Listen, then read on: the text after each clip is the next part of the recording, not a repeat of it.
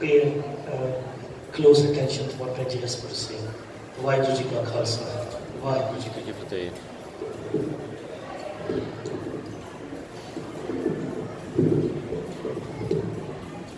Vaheguru Ji Ka Khalsa, Vaheguru Ji Ki Fateh.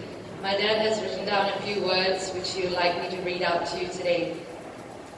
Pyari Sad Singh Ji, I am Rishi's father, or Papaji as he called me.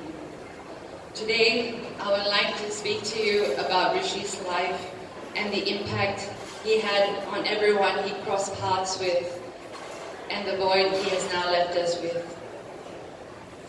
Rishi was born on the 3rd of April in Muar in 1974. He was our firstborn and his birth brought unimaginable joy to me and his mother. We were very close, and when I visited India when he was just 2 years old, he would tell his mother that he wanted to put a ladder and climb up to the sky and hop on board the planes so he could reach India and see his Papaji.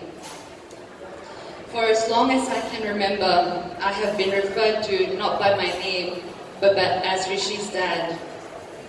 My son was loud and unmissable.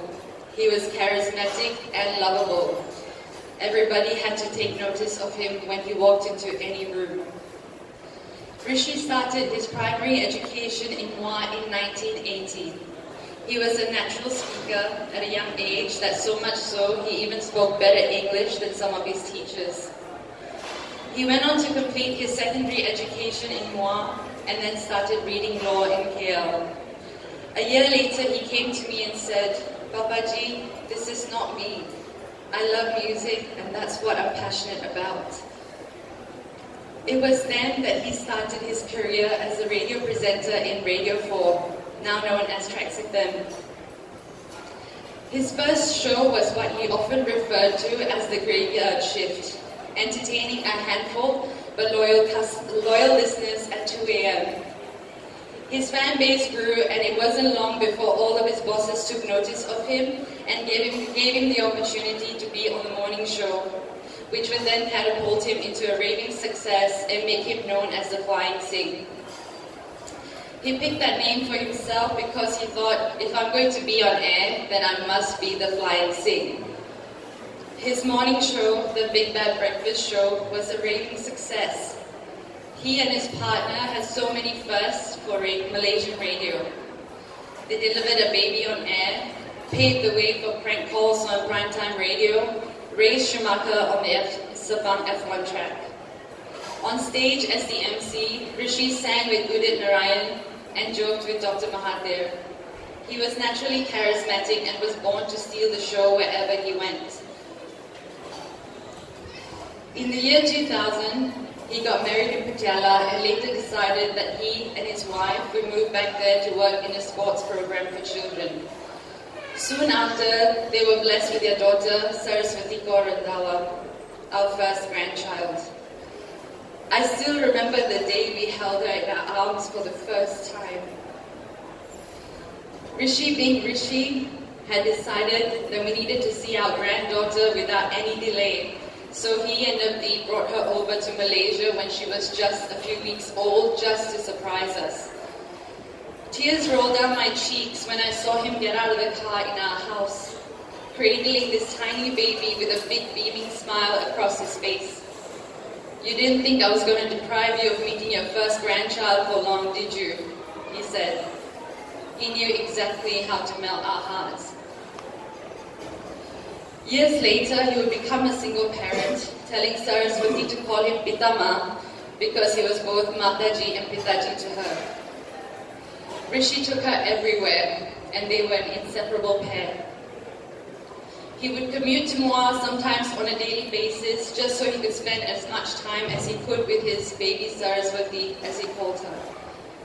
It was during this time that he went back to college to finish his law degree after 11 years, just to make me happy. Coming back to November 2004, Rishi and Navdeep decided to move back to Malaysia with Saraswati.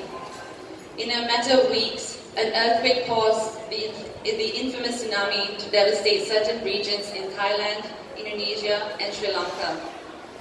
Even though Rishi was nowhere near the tsunami when it happened, this event single-handedly changed the course of his life. The tsunami was the catalyst that drew out the humanitarian in him, which would then define him, as we know, as who he was for the rest of his life. His Mama Jagdev asked him over the phone, 100,000 people are dying, 400,000 people are dying at your doorstep. What are you going to do about it? He looked over at Harwant and said, Sushil can be the doctor, let's just take the sampan and let's go. We all know that Rishi was multi-talented and multifaceted, but the one thing he was known for was his ability to bring people together and uniting them under one objective, one mission, and one banner. In the wake of the tsunami, he was able to bring together two organizations, the United Sikhs and Sikh Naujawan Sabha Malaysia, to create Global Sikhs, which then became the first organization to reach devastated areas with thousands of tons of supplies. With very little resources, Rishi and his team were able to deliver aid in Aceh even before the UN or the Red Cross. When asked about it, he said, I didn't think. Sometimes you have to operate from the heart and not think. In 2006, Rishi was appointed the Asia Pacific Humanitarian Director of United Sikhs. He led missions to Sri Lanka, where he had to navigate through tough political conditions with the Tamil Tigers. He went to Myanmar and fed the victims of the cyclone. He went to the Philippines to provide relief for disaster victims in any way that he could.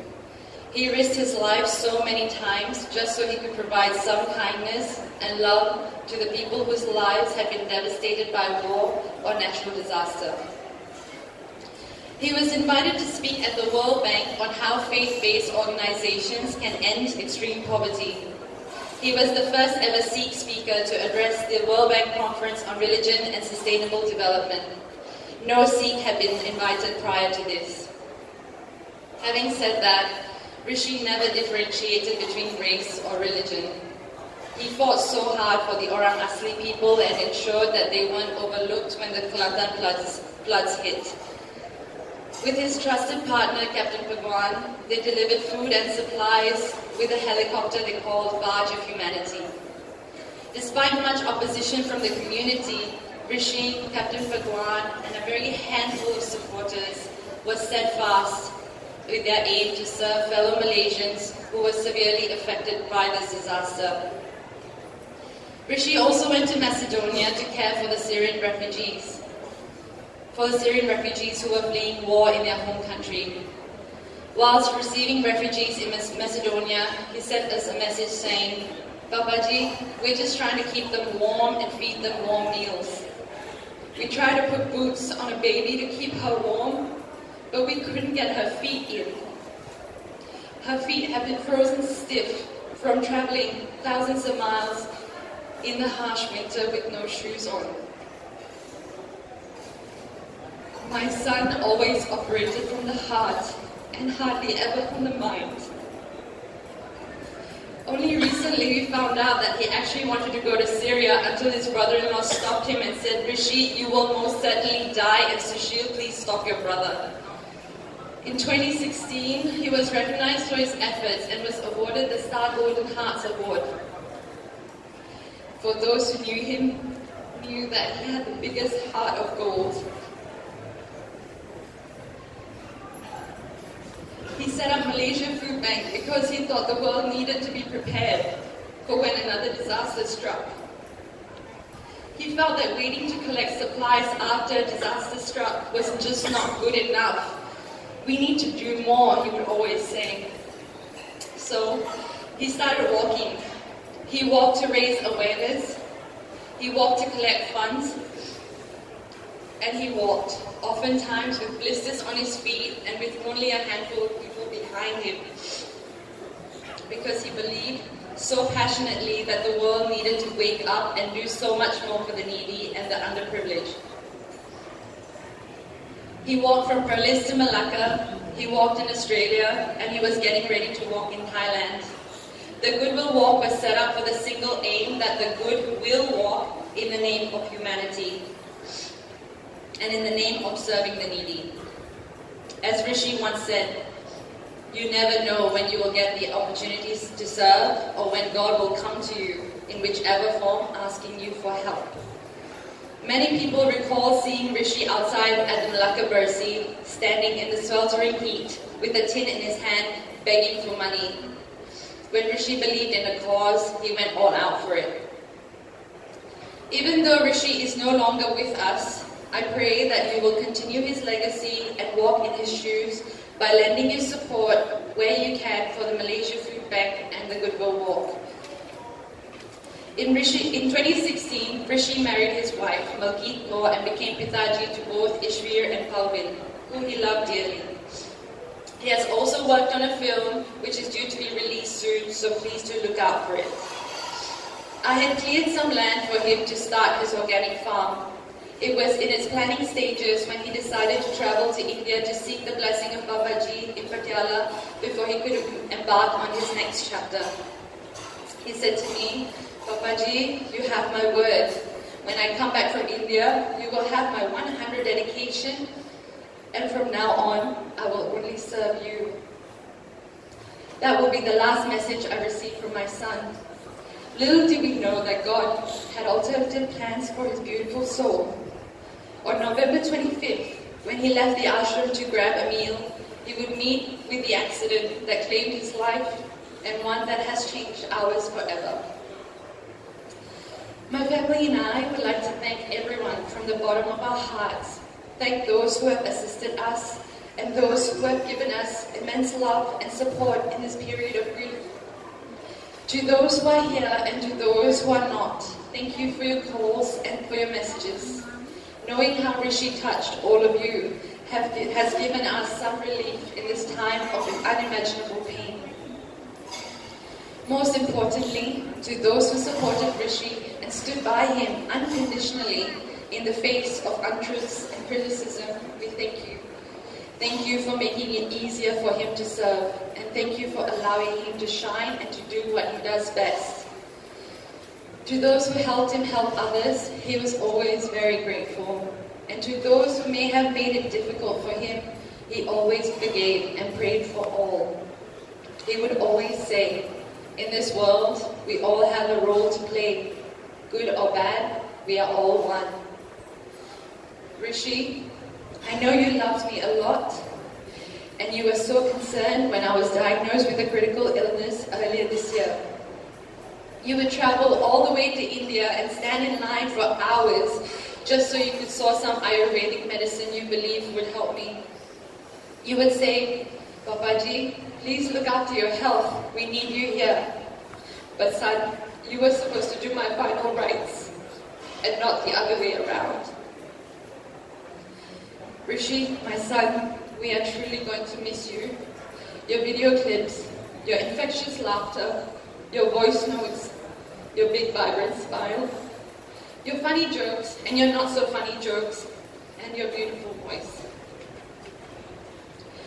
Remember when I would say, "Rishi, it's time that you look after yourself and your own needs," and you said, "Papaji, don't worry, one day you'll be so proud of me." Today, I stand before everyone you know, and some people you don't, who have come all the way to pay their last respects. And I can say, with all my conviction, Rishi, my son, I am so, so proud of you. You have touched so many people in your short stint on earth, and you have impacted so many people in ways that we can only dream of doing. You brought unimaginable joy to us, your parents.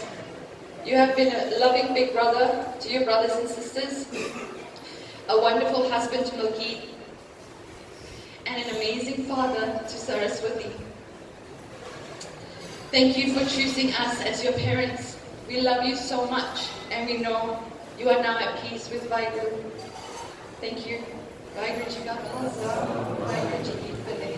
Bole so nihal.